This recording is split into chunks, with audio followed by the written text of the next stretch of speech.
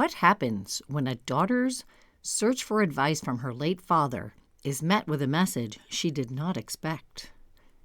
The question is, will she follow his counsel? Welcome to episode 20 of My True Ghost Stories. Many years ago, I was contacted by a woman who I had met just a few times, who we will call Paula, because I always change the names. Her child was in my dance class, and I had seen her at pickup and drop-off and parents' observation day, but we had not had much conversation except for one time when we had run into each other on the street and had a brief and pleasant conversation. So on this day that she called me, I don't remember how she had my number. I mean, that was fine. I just don't remember why she had it.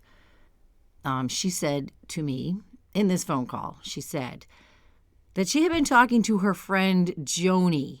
Again, names are changed. And Joni was a professional massage therapist. And Paula said that Joni had been telling her a story that during a massage, a client of hers had started telling her that there was a ghost in the room with a message for her to deliver. And Paula said that when Joni was finished telling the story, Paula had asked her, was this client's name Jennifer? Does she have curly blonde hair? And although Joni was not sure if it was the same Jennifer with the blonde curly hair as Paula was talking about, she thought maybe it was. So Paula called me to ask if it was definitely me that gave this message to her friend Joni. And amazingly, it was me. And I tell that story, the story of the message during the massage, in episode 7. So it seems some intuitive action was going on there for Paula to guess that it was me. She said that she just had a feeling. So back to my conversation with Paula. She said, since you have this skill, I was wondering if you can tell me about my dad. And when she said that, I got an instant picture in my head of a man with a guitar in his hand, just standing there holding the guitar at his side, looking at something in the distance. And I asked her, is your dad a musician? Yes, she said. And she said that he had passed away about 10 years earlier. And I didn't get in my vision any details about his state, just the picture of him holding a guitar and looking at something in the distance. And that's all I could give her then. I wasn't getting any messages or information besides the picture. So I told her I would keep her posted if I get anything, which I didn't. I didn't get anything. But I realize now that Paula was waiting to hear from me, and this meant a lot to her. So eventually she contacted me again and asked if we could get coffee. She had some questions. I agreed. I wanted to help. Plus, she was really cool, and I was happy to get the chance to hang out with her. And we met at a coffee shop, and she had lots of questions about mediumship. How do I get messages? What do I see? And at the time, I was relatively new to this whole thing. In episode 7, where I tell the story of the message during the massage, I talk about how that was the first time I had ever delivered a message. So I was still relatively green here in this coffee date with Paula, and I didn't have any processes for preparing or contacting or anything. When we met, probably the next day, she told me that she was going through some serious upheaval in her personal life and maybe needed some guidance. And I could tell from our conversation that she was hoping to get some guidance from me, but more so, she wanted guidance from her dad. I asked her about some things regarding this personal upheaval and her plans, and she started to lay out an idea that she had of something she wanted to maybe do, and I will give no details about it except to say that It involved some action she was going to take during this major upheaval she was going through. And she wasn't sure if she should do it, but she really wanted to. And at that moment, as she was telling me about this plan, this thing she really wanted to do, her father appeared behind her, right there in the coffee shop. And he had no words. He was just nodding his head no. He was moving his hands slightly, from side to side, like someone who's trying to say no. And he was grimacing. And he was making a noise that a good dad would make when he thinks something is a bad idea. So I had been looking at her while she was describing her plan. But when he appeared, I started looking over her shoulder at him while she went on describing her plan. And her dad was continuing on with this head shaking no, the grimacing and making this noise. And I don't know how this is going to sound on a podcast, but the noise sounded like this.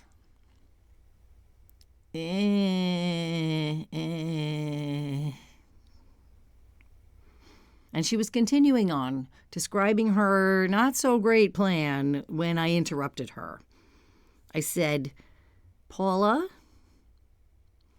when you started describing this plan of yours, I want you to know that your dad appeared behind you." And I pointed in his direction. He was still there while I was telling her this. And I told her, "He's there now. And he's not saying anything, but he's going like this." And I did the face, the hand motions, the head nodding, and the noise. And she gave a little gasp. She was startled. And she said, after a long pause, sort of staring at me, she said, "Jennifer, this gift you have is scary." And she went on to say that I had become her father for those few seconds that I had shown her what he was doing, that it was a perfect impression, and she knew that I had never met him. "Is he still there?" she asked after a minute. "No, he's gone now. He had really just popped in for this one piece of unspoken fatherly advice. And that advice had been, don't do it." In his own mild-mannered way, a facial grimace, a head shake, some hand motions, and something like this groan. So as far as her plan, she took note of her dad's reaction, and I kind of backed him up, saying that I maybe agreed with him, because to be honest, it was not a good idea, in my opinion. But I left that lunch date with the impression that she really wanted to do this plan of hers and had been hoping for a green light, not a grimace and a no. And I can relate. Sometimes I really want to do what I want to do, no matter what anybody says. We said goodbye. I hoped for another coffee date someday, as she was very cool, like I mentioned before. And I started my walk home. It was the beginning of autumn, and the leaves had turned colors and had just started falling from the trees. And I was looking down at my mid-afternoon shadow, which was out in front of me, and I saw something else in my shadow. A leaf spinning about 3 feet over my head, hovering and literally moving with me as I walked. And I watched this for a bit as I kept walking, and the leaf kept spinning and staying over my head as I walked. Well, I knew, because I'm a medium, that this floating leaf was the spirit of Paula's dad's way of trying to get my attention. So I stopped. The leaf stopped. I'm not lying here. The leaf stopped, still hovering over my head. I looked away from the shadow and up at the leaf, and I said, "What's the message?" After I said that, the leaf floated down to the ground on top of a small piece of paper that was lying there in front of me on the sidewalk. "So the message is on that paper?" I asked. Not that a leaf could talk to me, but I felt the need to say it out loud because it was really Paula's dad that was communicating with me, not a leaf. So I reached down and I picked up the paper, and it had the number 55 written on it in ballpoint pen. And I can't imagine what this could have originally been, like some sort of call number at a store, a restaurant, a dry cleaner.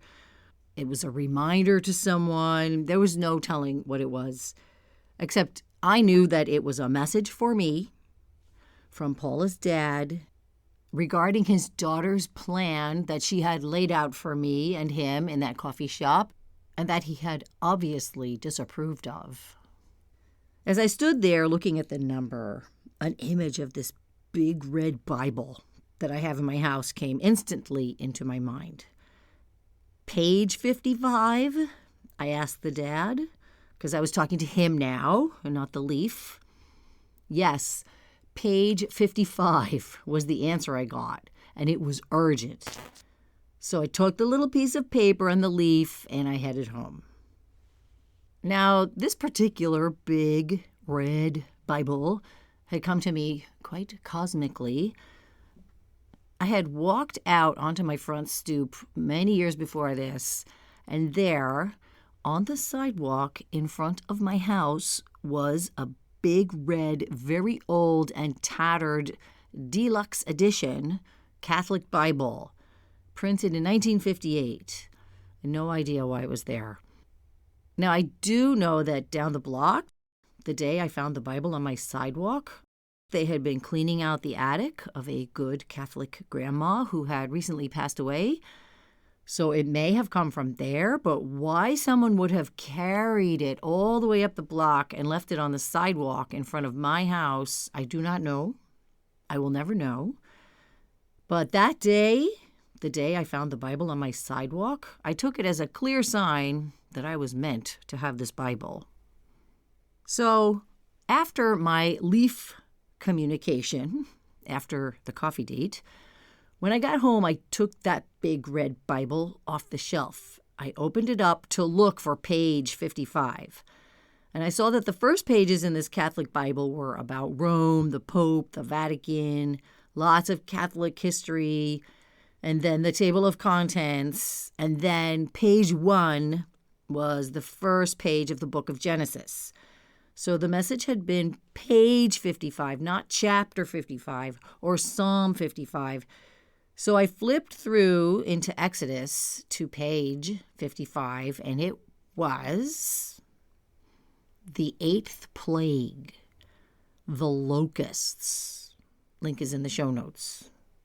So I'm not a Bible scholar or anything, so forgive my interpretation of this if it's not quite right, but I had heard a sermon once, many years before this, about the 8th plague, the plague of the locusts. And this sermon talked about how we can liken the story of the locusts, the 8th plague, to bad things happening after we go against God's will for us. I've also read that it can represent the wrath of God against sins committed by humans, and also that locusts were a sign of judgment meant to humble.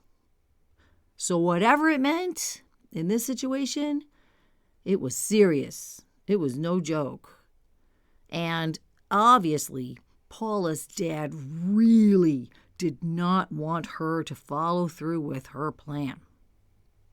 And I think, I'm just guessing, but I think that he knew her well, and he knew that she was going to do what she wanted to do.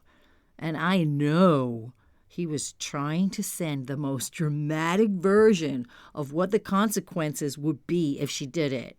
He was trying to tell her that the consequences of her plan would be like a plague of locusts in her life.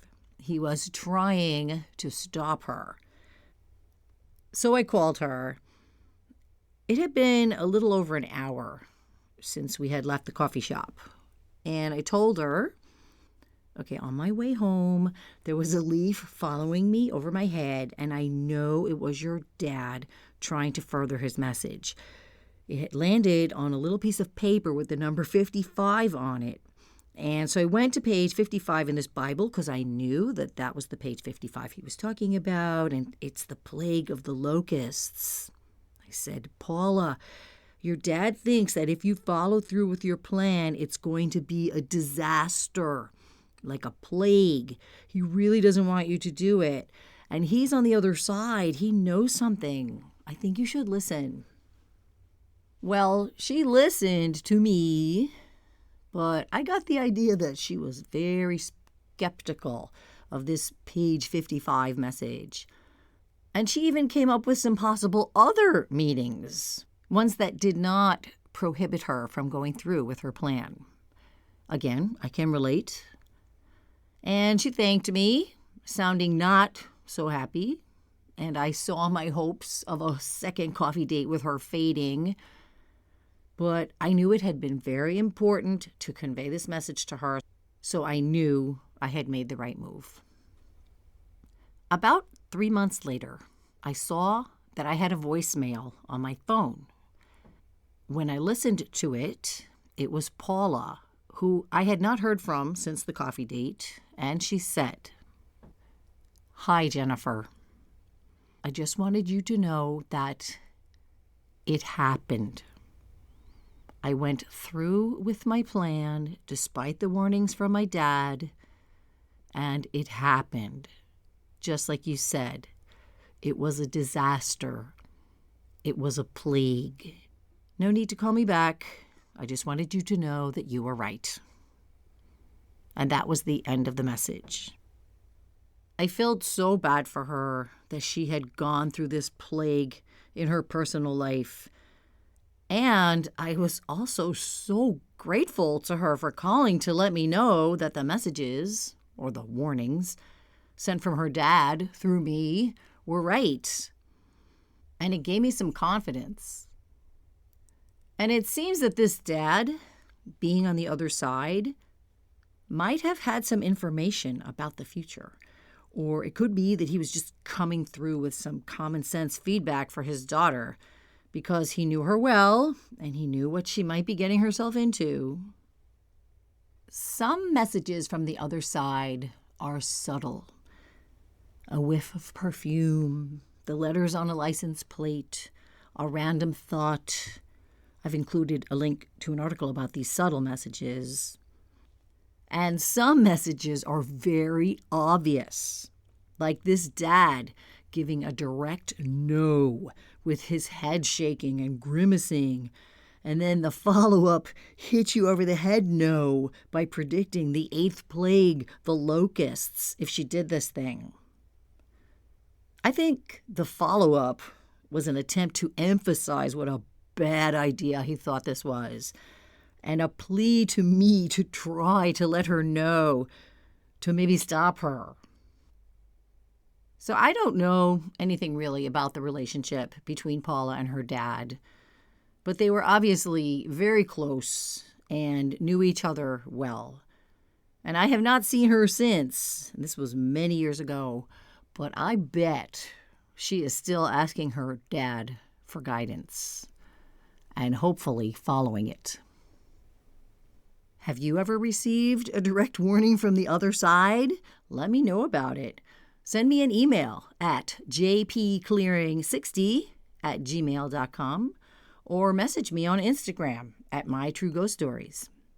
And if you've enjoyed this episode, take a second to subscribe and review to help this show grow.